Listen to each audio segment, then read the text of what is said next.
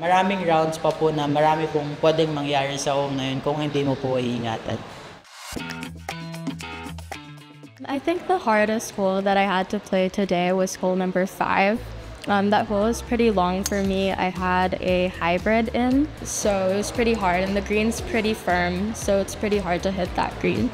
And then I think to help with my game tomorrow, if there's anything that I can improve, I definitely think it's my putting. I had like three putts today, so I think I definitely have to clean that up. I had 2 doubles with no penalties, so I definitely have to fix that. Una po sa lahat, nagpapasalamat po muna ako sa Panginoon dahil binigyan niya po ako ng magandang round ngayong araw. And sa lahat po ng tumutulong sa akin, nagpapasalamat din po sa kanila kasi kung wala po sila ngayon, wala rin pong chance na naglalaro po ng boss na yun. Then sa mama ko rin po, siya po yung tumutulong sa akin, itaguyod po yung career ko po ngayon.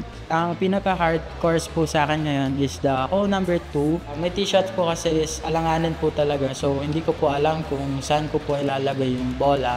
Pinalo ko po siya ng driver kahit alanganin, then nagpa-fade lang po ako ng konti.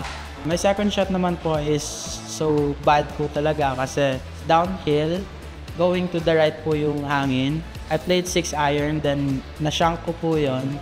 Pero I saved par pa din po kasi na 1 putt ko po yung pinakamalayong putt.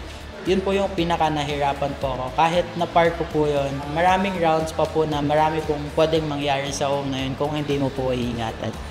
Improvements po na pwede ko pong gawin after the 3 days pa po ulit.